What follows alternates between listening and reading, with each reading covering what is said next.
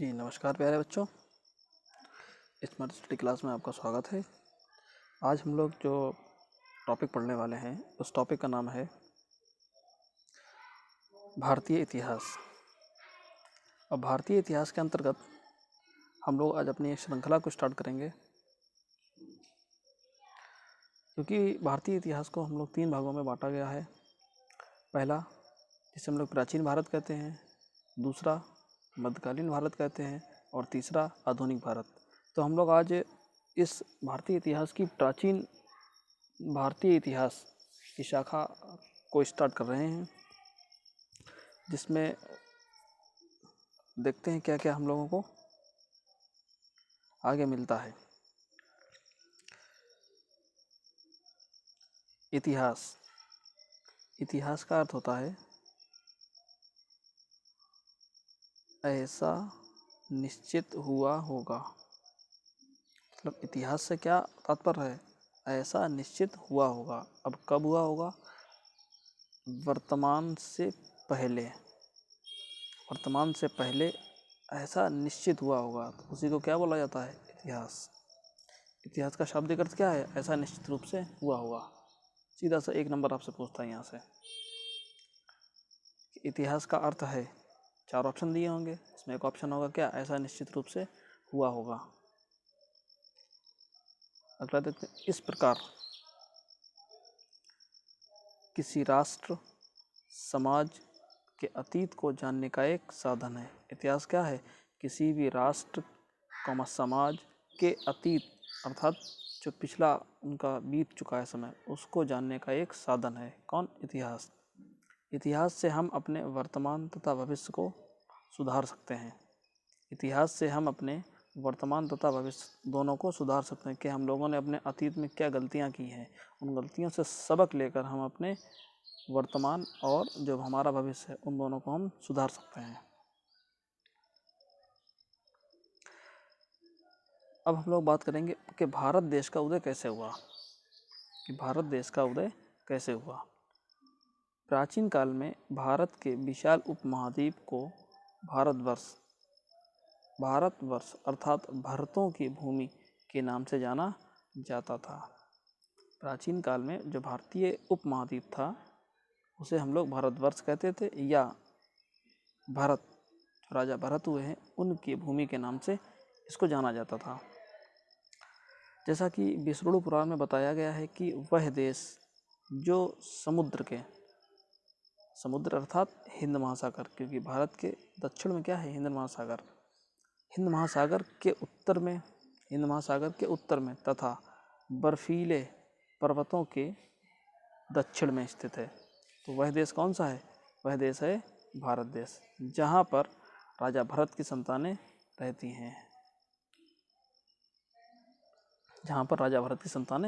अब चलो इसको ज़रा मैप से ड्रॉ करके हम लोग देख लेते हैं। जैसे ये भारत है, ये भारत का दक्षिणी हिस्सा है। यहाँ पर अरब सागर है, और ये नीचे ये जो पॉइंट है, ये इसको हम लोगों ने बोल दिया है हिंद महासागर, और ये है अरेबियन सी,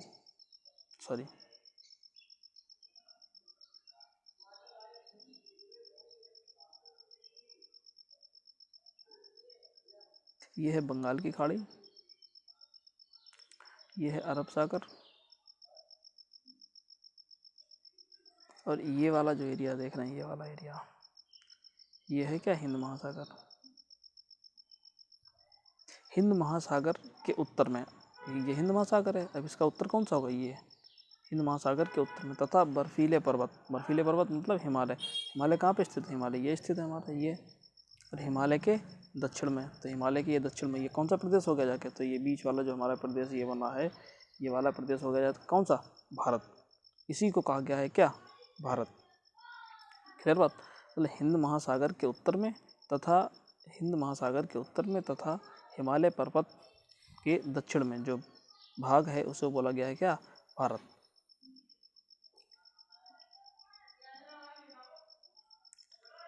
जिसके पूर्व में किरात अर्थात कुछ पूर्वी देश हैं, पश्चिम में यूनानी या आयोनियन सभ्यता के लोग रहते हैं, तथा जिसके अपने लोग हैं, मतलब भारत के भी अपने लोग हैं, जिन्हें ब्राह्मण, क्षत्रिय, वैश्य और शूद्र की संज्ञा दी गई है। अर्थात एक मैप से हम लोग देखें तो ये जो भारत है, भारत का निचला हिस्सा मतलब प्रायद्वीपीय भारत, इसके पूर्व में यहाँ पर कुछ पूर्वी देश हैं, पश्चिम में जो लोग हैं वो यूनानी लोग हैं, वो यूनान के रहने वाले हैं। दक्षिण में है हिंद महासागर और उत्तर में है हिमालय पर्वत। तो उसके बीच का जो ये घिरा हुआ क्षेत्र है, इसी को बोला गया है क्या? भारतीय उपमहाद्वीप अर्थात भारत। सिंध नदी द्वारा सिंचित प्रदेश को इंडिया नाम सबसे पहले हखामनी ईरानियों ने दिया। सिंध नदी द्वारा एक सिंचित प्रदेश था जिसे इंडिया नाम सबसे पहले ईरानियों द्वारा दिया गया। पारसियों का प्रमुख ग्रंथ कौन सा है? जिंद अवेस्ता। पारसियों के प्रमुख ग्रंथ जिंद अवेस्ता में सप्त सैंधव प्रदेश कहा गया, क्योंकि यहाँ पर 7 नदियाँ बहती थीं, इस कारण इसे सप्त सैंधव प्रदेश कहा गया। मतलब किसको? भारत को। यूनानियों ने बाद में इंडिया को इंडोस कहा। चीनियों ने तेंचू या चुआंतू शब्द का प्रयोग किया, लेकिन हेनसुआंग जो हर्षवर्धन के शासनकाल में भारत आया था, हेनसुआंग के भारत आने के बाद इस तेंचू या चुआंतू को इंतु शब्द कहा गया। क्लियर? किसके? हेनसुआंग के भारत आने के बाद। भारत देश का प्रथम सुनिश्चित उल्लेख 6वीं-5वीं शताब्दी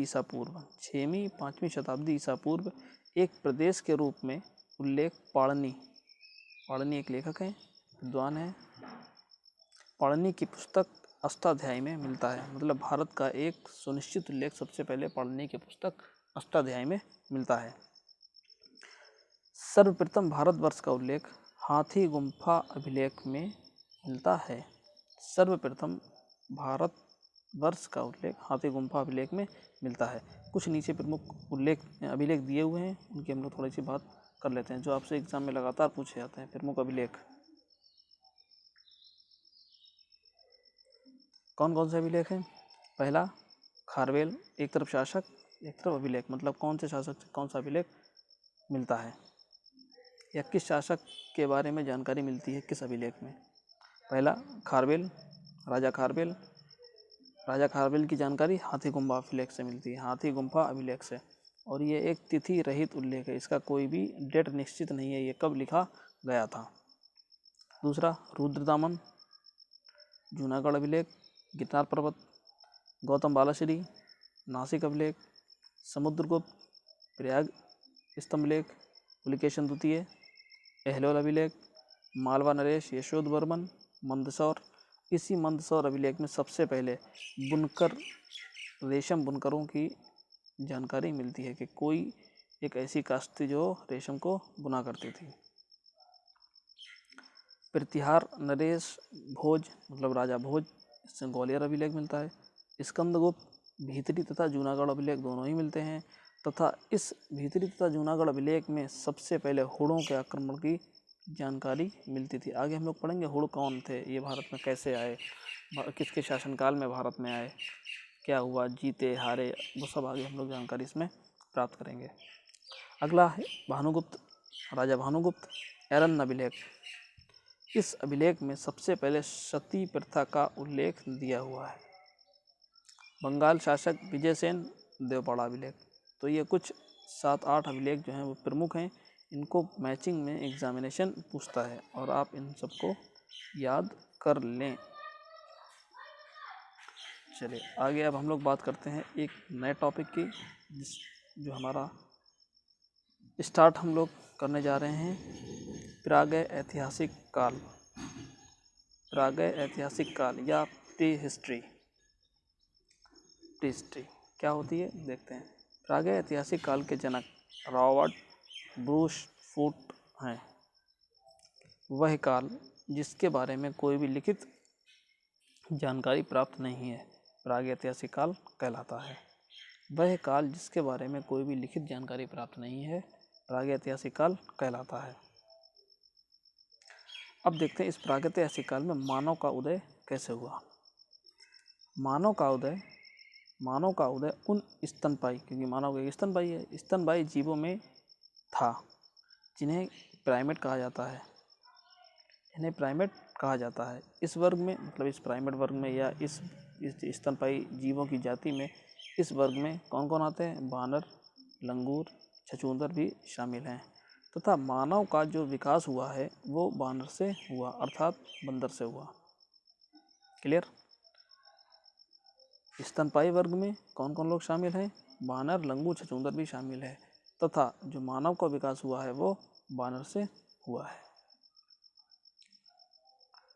उन बानरों के जीवाश्म मिले जिनसे मानव तथा वर्तमान मानव का विकास हुआ। कहाँ कहाँ मिले? शिवालिक, मतलब शिवालिक की श्रेणियाँ जो भारत में है, शिवालिक की पहाड़ियों में। तो इस जो शिवालिक की पहाड़ियों में अवशेष मिले, इसे बोला गया क्या? रामापिथिकस। जो शिवालिक की श्रेणियों में मानव के अवशेष मिले, इसी को बोला गया क्या? रामापिथिकस, जो 80 लाख वर्ष पहले के थे। आज से 80 लाख वर्ष पहले के थे, उसे क्या बोला गया? रामापिथिकस मानव। सबसे पहले बानर जो सीधा चलता था मध्य अफ्रीका में पाया गया, जिसे एस्टिलोपिथिकस कहा गया। तो सबसे पहला मानव जो सीधा चलता था वो कहाँ मिला? अफ्रीका में। उसे नाम दिया गया क्या? एस्टिलोपिथिकस। एशिया के जावा, मतलब इंडोनेशिया, जावा से आदि मानव की हड्डियाँ मिली, वह भी सीधा होकर चलता था। इसीलिए इसे होमो इरेक्टस कहा गया, जिसे जावा मानव भी कहा जाता है। नियंडर घाटी, मतलब जर्मनी से भी कुछ अवशेष मिले हैं। इन नियंडर स्थल मानव के नाम से इन्हें जाना जाता है, जो मध्य पुरापाषाण काल के मानव का प्रतिनिधित्व करता है। कि उस समय जो मानव रहा, मतलब मध्य पुरापाषाण काल का जो मानव रहा, वो कहाँ का है? वो नियंडर स्थल जर्मनी का है। नियंडर स्थल के बाद आज से लगभग 40,000 वर्ष पूर्व आधुनिक मानव, जो हम लोग हैं, आधुनिक मानव होमो सैपियंस की उत्पत्ति हुई, जो वर्तमान मानव का प्रतिनिधित्व करता है। कहाँ? नियंडर स्थल के बाद आज से लगभग 40,000 पूर्व आधुनिक मानव की उत्पत्ति हुई, जो वर्तमान मानव का प्रतिनिधित्व करता है।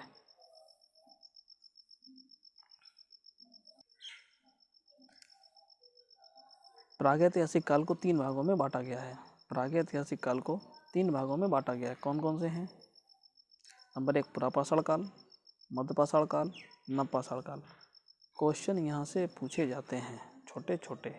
क्या क्वेश्चन पूछे जाते हैं? कि पुरापाषाण काल की खोज किसने की? या पुरापाषाण काल के जनक रॉबर्ट ब्रूसफूट, मध्यपाषाण के जनक वेस्टॉक, नवपाषाण के जनक हेलुबॉक। क्लियर? ये मैचिंग में यहाँ से आपसे पूछे जाते हैं कि पुरापाषाण काल का जनक कौन है? रॉबर्ट ब्रूसफूट। मध्यपाषाण का जनक वेस्टॉक। नवपाषाण का जनक हेलुबॉक। क्लियर? चलिए आगे देखते हैं। अब हम लोग पुरापाषाण काल, मध्यपाषाण काल, नवपाषाण के बारे में थोड़ी थोड़ी जानकारी प्राप्त करते हैं। पुरापाषाण काल, इसकी जो टाइम पीरियड है वो 25 लाख बीसी से 1 लाख बीसी,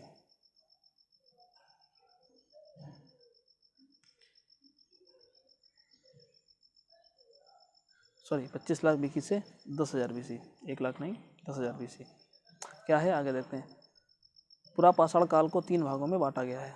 पुरापाषाण काल को भी 3 भागों में बांटा गया है। कौन कौन सा? पूर्व पुरापाषाण काल, मध्य पुरापाषाण काल और उच्च पुरापाषाण काल। अब देखते हैं इस युग में क्या क्या घटनाएं घटित हुई।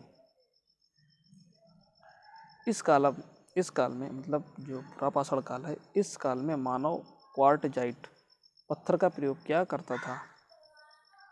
इस काल का मानव कौन से पत्थरों का प्रयोग करता था? क्वार्टजाइट टाइप के कौन से पत्थर होते हैं? ये जो क्वार्टजाइट पत्थर होते हैं, ये हमारे आग्नेय शैल जो पड़ा है, उस आग्नेय शैल से ये मतलब बने होते हैं। इस काल में 2 टाइप की संस्कृतियाँ विकसित हुई। इस काल में दो संस्कृतियाँ विकसित हुई। कौन कौन सी? पहली चापर चापुल और पेबुल संस्कृति। क्या थी ये? पानी के बहाव से रगड़ खाकर चिकने एवं सपाट पत्थरों को पेबुल कहते थे। क्लियर? चिकने एवं सपाट पत्थरों को क्या बोलते थे? पेबुल। जैसे ये पत्थर है, पानी से एक तरफ रगड़ खा रहा है, रगड़ खाते खाते खाते खाते एक और ये बिल्कुल चिकना हो गया, सपाट, और यही इसके ऊपर क्या लग गई? धार। और इसी पत्थर से ये लोग पशु पक्षियों के मांस को काट काट कर खाया करते थे। दूसरी संस्कृति हुई कौन सी? हैंड एक्स संस्कृति। हैंड एक्स संस्कृति क्या था ये?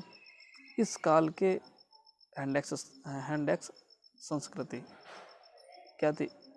जो हैंड एक्स संस्कृति थी, इसमें एक नुकीला सा पत्थर का औजार बनाया जाता था इस टाइप से। जैसे ये पत्थर है, इसका ये आगे वाला भाग बिल्कुल ये नुकीला कर देते थे, आगे वाला भाग एज लाइक, जिसे हम लोग समझ सकते हैं, जिसे हम लोग बोलते हैं सूजा। नहीं, सूजा देखा होगा आपने, तो बोलते हैं क्या? सूजा। तो ये सूजा कैसा था? जैसे ऊपर आसमान में कोई मतलब पक्षी वगैरह उड़ रहा है, तो इन्होंने नीचे से इस टाइप से फेंका। फेंकने पर ये पत्थर जो था वो पक्षी के लग जाता था और पक्षी नीचे गिर पड़ता था, जिसे उठाकर ये लोग खा लेते होंगे। तो ये संस्कृति कौन सी थी? हैंड एक्स संस्कृति। मतलब हैंड एक्स, हाथ, और एक्स मीन्स कुल्हाड़ी, हाथ वाली कुल्हाड़ी ऐसे कह सकते हैं, जो ऊपर की ओर फेंकी जाती थी। अगला पॉइंट क्या है? इस काल के मानव को आग का आविष्कार कर लिया था। मतलब जो प्रापाषाण काल था, इस काल के मानव थोड़ा थोड़ा होशियार होने लगा। होशियार होने के साथ साथ उन्हें सबसे पहले क्या काहे की खोज की? आग की खोज की। लेकिन आग के प्रयोग से अनभिज्ञ था कि यह आग का हम उपयोग करें कैसे, इस आग का उपयोग हम करें कैसे। अगला देखिए, इस काल के अंत तक आते आते, जब तक ये काल धीरे धीरे समाप्त हुआ, मतलब 10,000 BC आई, तब 10,000 BC आई, तब जो मानव था वो आधुनिक मानव का रूप ले चुका था। मतलब जो आधुनिक मानव था उसका रूप ये ले चुका था। मतलब हम मानव जो था वो थोड़ा थोड़ा होशियार हो गया था, तथा मानव खाने में कंदमूल, मछली तथा पशुओं को मारकर खाता था। देखते हैं प्रमुख स्थल, ये कहाँ कहाँ इसके स्थल मिलते हैं? उत्तर प्रदेश में, आंध्र प्रदेश में, कर्नाटक में और मध्य प्रदेश में पुरापाषाण काल के जो स्थल हैं वो प्राप्त होते हैं। दूसरा है मध्यपाषाण काल। मध्यपाषाण काल की जो टाइम पीरियड है वो है 10,000 BC से लेकर 4,000 BC। क्या है पहला पॉइंट? इस काल के मानव अभी भी शिकार पर निर्भर था। मृतकों को ये गाड़ देते थे। मतलब जो इनके कबीले के लोग थे या जो इनके रहने वाले लोग थे, इनके आसपास के लोग, जब वो मर जाते थे तो वो लोग गड्ढे में गाड़ देते तथा उनके साथ खाद्य सामग्री और हथियार भी रख देते थे। हथियार और खाना इसलिए रख देते थे कि हो सकता है इन्हें भूख लगे। मतलब इतना मानव में समझ नहीं आई थी। जैसे मरने से पहले खाते थे, तो ये सोचते होंगे कि हो सकता है ये लोग मरने के बाद भी कुछ ना कुछ खाएं, और इन्हें कोई अगर कष्ट पहुंचाए तो उसके लिए ये लोग हथियार भी साथ में रख देते थे। अब क्या हुआ? मानव को थोड़ी सी और समझ आई और पत्थरों पर चित्रकारी की शैली की जानकारी मिलती है। मतलब पत्थरों पर छोटे छोटे चित्र वगैरह ये बनाने लगा। प्रमुख स्थल क्या है? राजस्थान। प्रमुख स्थल राजस्थान का एक जिला है भीलवाड़ा, तथा गुजरात और उत्तर प्रदेश से इसके स्थल मिलते हैं। अगला देखते हैं नवपाषाण काल। ये काफ़ी इंपॉर्टेंट है, यहाँ से क्वेश्चन आपके लगातार बनते हैं। इस काल के मानव ने कृषि की खोज की, जो सर्वप्रथम नील नदी के तट पर की गई, तथा पहली जो फसल उगाई गई थी उसमें से एक खाद्यान्न फसल कौन सी है? पहले गेहूँ। पहली खाद्यान्न फसल गेहूँ तथा जौ की खेती की गई। सबसे पहली खाद्यान्न फसल कौन सी है? गेहूँ और जौ की खेती की गई। इस काल के मानव ने आग का उपयोग सीख लिया था। मतलब जो पुरापाषाण में आग की खोज हुई थी वो नभ पाषाण आते आते मनुष्य ने उस आग की खोज करने के साथ साथ आग का प्रयोग भी करना सीख लिया। अब आग का प्रयोग कहाँ करता था? प्रकाश में करता था, भोजन को पकाने के लिए करता था। इस युग के अंत तक तांबा धातु जो मालवा मतलब एमपी, जो मालवा का पठार है एमपी से इसकी खोज हुई तथा इस काल को बोला गया क्या? ताम्र काल। नव पाषाण काल का दूसरा नाम ताम्र काल। मनुष्य में थोड़ी सी और होशियारी आई। अब वो अपने शरीर को ढकने लगा था। शरीर को ढकने के लिए वस्त्र निर्माण शुरू हुए तथा वस्त्रों की रंगाई की भी जानकारी प्राप्त होती है।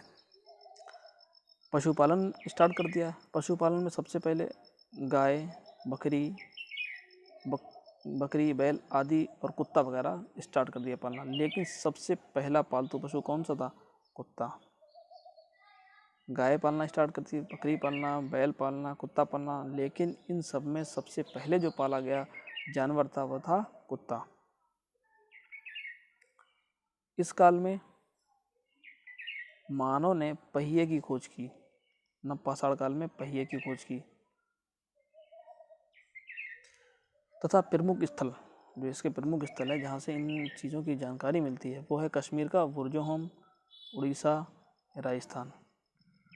नोट: चावल के साक्ष्य भी उत्तर प्रदेश के संत कबीर नगर से मिले हैं कि नव पाषाण काल में चावल भी उगाया जाता था। इसके जो साक्ष्य मिले हैं वो उत्तर प्रदेश के संत कबीर नगर से मिले हुए हैं। तो आज हम लोगों ने पढ़ा कि मानव की उत्पत्ति कैसे हुई तथा भारत देश का उदय कैसे हुआ। कल हम लोग पढ़ेंगे हड़प्पा सभ्यता। कल हम लोग जो टॉपिक पढ़ेंगे वो होगा हमारा क्या? हड़प्पा सभ्यता। तब तक के लिए आप लोग अच्छे से नोट्स बनाते रहें, घर में रहें, लॉकडाउन का पालन करें। ठीक है, जय हिंद।